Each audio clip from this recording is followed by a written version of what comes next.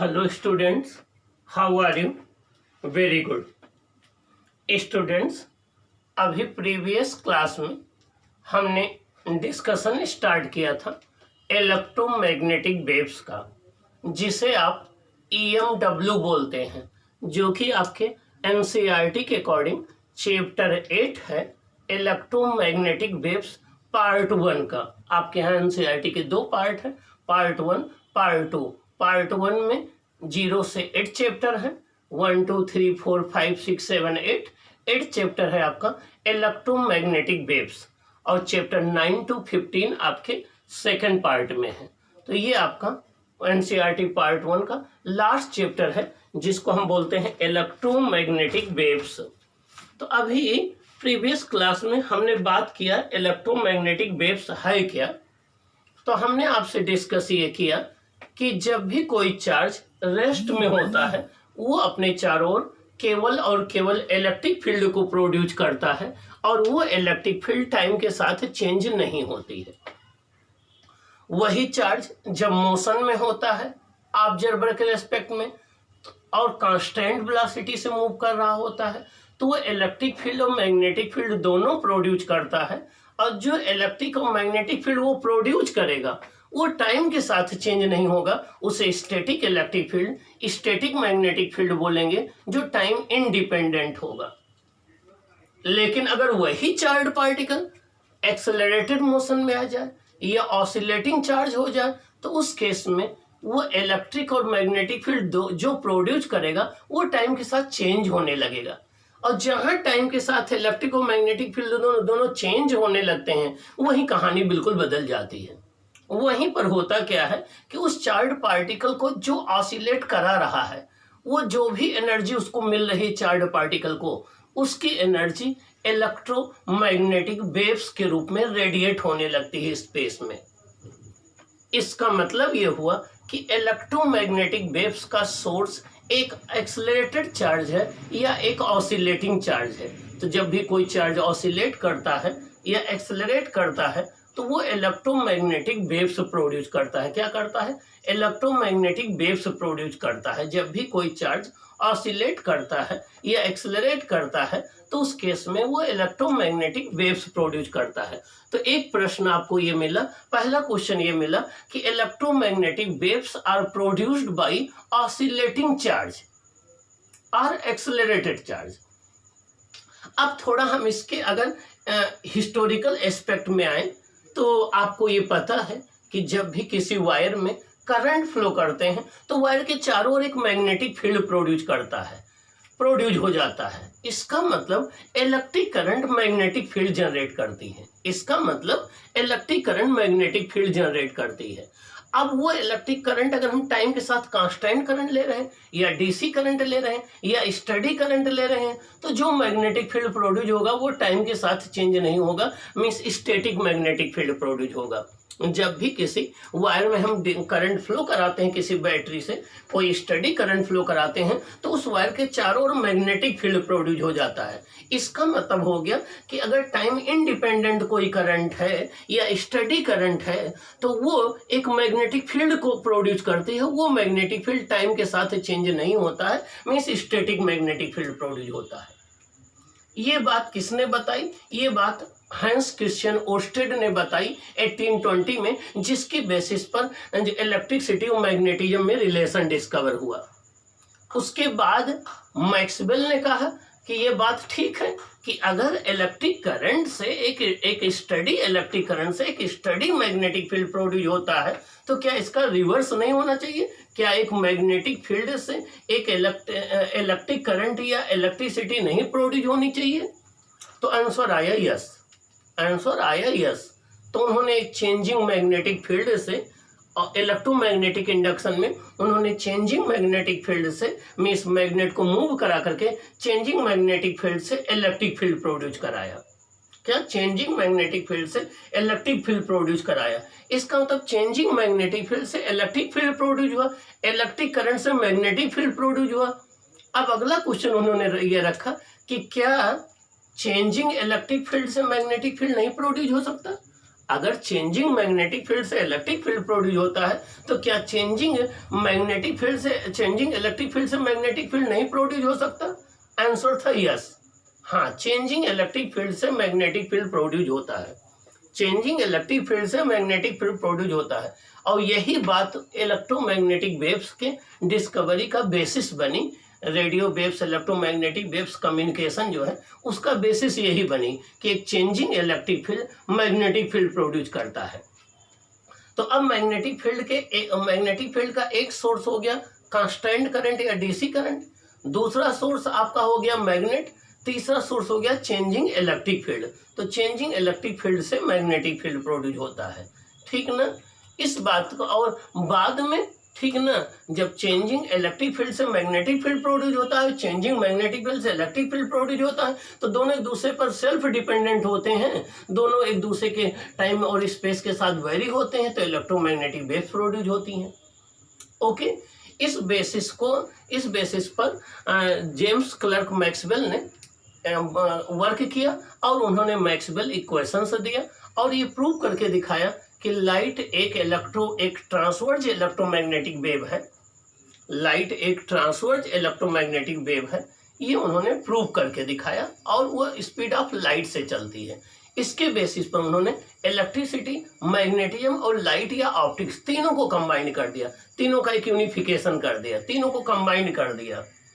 Okay, और ये prove किया कि थ्योरेटिकली कि लाइट एक ट्रांसवर्ज इलेक्ट्रोमैग्नेटिक वेव है जो ट्रांसवर्ज इन नेचर होती है, ठीक ना। ये उन्होंने प्रूव किया और बाद में एक्सपेरिमेंटली हेनरिक हर्ट्ज ने 1885 में इलेक्ट्रोमैग्नेटिक वेव्स को एक्सपेरिमेंटली प्रोड्यूस किया और कम्युनिकेशन के लिए एक फाउंडेशन बनाए। बाद में मार्कोनी ने इसी को बेसिस कर करके वायरलेस कम्युनिकेशन पर काम किया। जेसी बोस ने इन्हीं इलेक्ट्रोमैग्नेटिक वेव्स को लेबोरेटरी के अंदर प्रोड्यूस किया, लेकिन इस पर कुछ कंट्रोवर्सी थी एम्पियर सर्कुलर लॉ के विषय में, उसके विषय में हम पढ़ेंगे।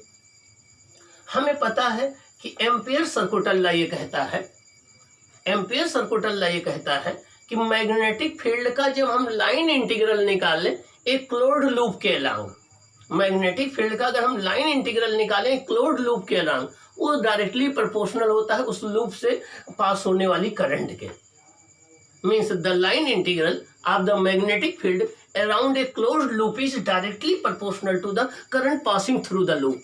Means closed integration B dot DL is directly proportional to I।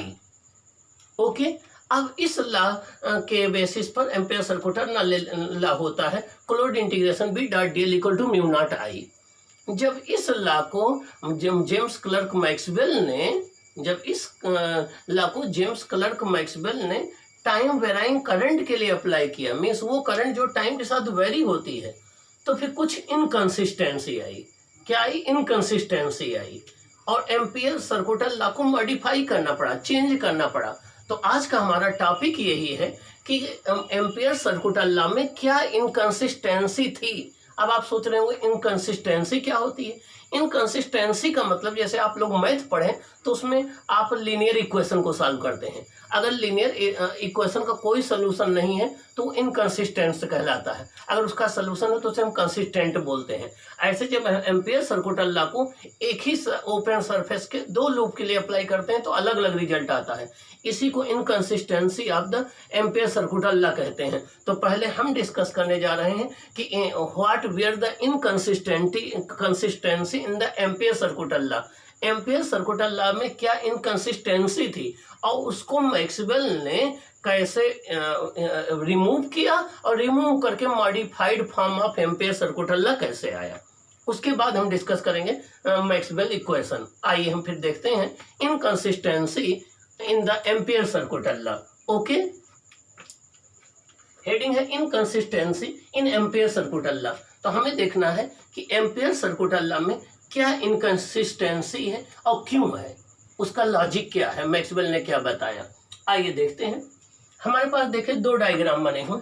पहले डायग्राम में देखिए ये कैपेसिटर की दो प्लेट है, ये पहली प्लेट है, दूसरी प्लेट है, ये एक बैटरी लगी हुई है, यहाँ एक की लगी हुई है।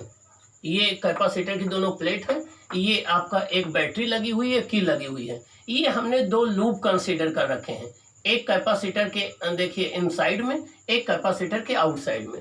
ये C1 कैपेसिटर के बाहर ले रखा है, C2 कैपेसिटर दोनों प्लेट के अंदर ले रखा है। अब ये C1 C2 दो लूप है, हम क्या करेंगे, इन दोनों लूप के along ampere circuit law apply करेंगे। और फिर दूसरे डायग्राम में इन दोनों लूप को हमने पास कंसीडर कर करके एक ओपन सरफेस बना दिया है। देखिए ये ओपन सरफेस का कोई नाम दे दें, हमने एक ओपन सरफेस यस दे दिया है। अब यस एक ओपन सरफेस है जिसके दो क्लोज्ड लूप हैं, एक C1 और एक C2। तो जो रिजल्ट हमें C1 क्लोज्ड लूप के अलोंग आना चाहिए एम्पियर सर्किट लॉ को अप्लाई करने पर, वही रिजल्ट हमें C2 लूप के अलोंग आना चाहिए। लेकिन अभी हम देखेंगे कि ये दोनों रिजल्ट बिल्कुल अलग अलग आते हैं। यही जो है वो inconsistency in the ampere circuit law है। और इसको दूर करने के लिए मैक्सवेल ने क्या किया, उन्होंने क्या बताया, ये हम फिर डिस्कस करेंगे। आइए देखते हैं। According to Ampere circuit law, ACL का मतलब होता है Ampere circuit law. According to ACL, the line integral of magnetic field B around a closed loop is proportional to the current passing through the closed loop।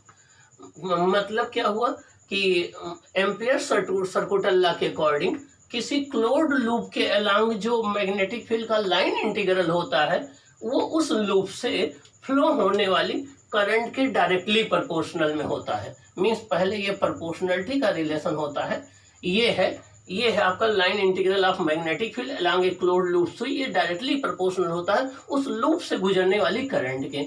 अगर ये proportionality हटाते हैं तो इसको हम लोग लिखते हैं closed integration B dot dl equal to ये हो जाता है म्यू नॉट I। ये आपका फर्स्ट इक्वेशन बन गया। ये हुआ एम्पियर सर्किट लॉ। मीन्स किसी भी क्लोज्ड लूप के अलोंग मैग्नेटिक फील्ड का लाइन इंटीग्रल उस क्लोज्ड लूप से गुजरने वाली करंट के डायरेक्टली प्रोपोर्शनल में होता है। Closed integration B dot dl is directly proportional to I। Proportionality हटाते हैं, कांस्टेंट म्यू नॉट लगाते हैं, फर्स्ट इक्वेशन हो गया। अब जब इस लॉ को मैक्सवेल ने C1 C2 लूप के लिए अप्लाई किया तो रिजल्ट क्या आए, आइए हम देखते हैं। In 1864, James Clerk Maxwell showed that the above equation is inconsistent। 1864 में जेम्स क्लर्क मैक्सवेल ने इसी इक्वेशन को अप्लाई किया जब C1 और C2 लूप के लिए, तो ये दिखाया कि एक ही ओपन सरफेस के दो लूप हैं C1 C2, दोनों के लिए रिजल्ट अलग अलग आता है। मीन्स ये इनकंसिस्टेंट है, मीन्स सेम रिजल्ट नहीं देता है। मीन्स जब हम एम्पियर सर्किट लॉ को C1 C2 लूप के लिए अप्लाई करें तो सेम रिजल्ट का ना मिलना ही इनकंसिस्टेंसी कहलाता है। आइए देखें। If we apply Ampere circuit law for loop C1 we get. आइए ये C1 लूप हमने ये लिया है जो हमने इस कैपेसिटर के बाहर लिया है। अब इसके अलावा अगर हम एम्पियर सर्किट लॉ अप्लाई करते हैं तो we get close integration B dot dl along C1 equal to mu naught. अब यहाँ पर करंट I है क्योंकि ये यहाँ पर कंडक्टिंग वायर गुजर रहा है जिसमें करंट I फ्लो कर रही है। कैपेसिटर ये चार्ज हो रहा है, कैपेसिटर प्लेटों पर चार्ज ग्रो हो रहा है तो इसमें करंट फ्लो कर रही है। जब तक ये कैपेसिटर चार्ज होगा और जब तक डिस्चार्ज होगा तब तक इस एक्सटर्नल सर्किट में करंट फ्लो करेगी। जब ये फुल्ली चार्ज हो जाएगा तो उस केस में करंट का फ्लो जीरो हो जाएगा।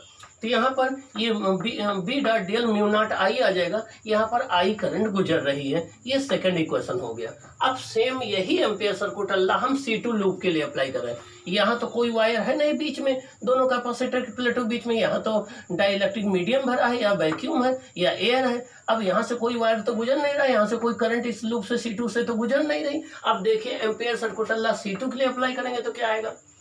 And if we apply for the loop C2 closed integration B dot dl around loop, ये आ जाएगा म्यू नॉट इंटू जीरो।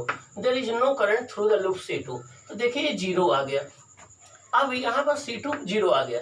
अगर हम ये मान लें कि ये C1 C2 लूप दोनों एक दूसरे के पास हैं और ये एक ही ओपन सरफेस के दो पार्ट हैं, तो जो रिजल्ट यहाँ आना चाहिए वही रिजल्ट यहाँ आना चाहिए।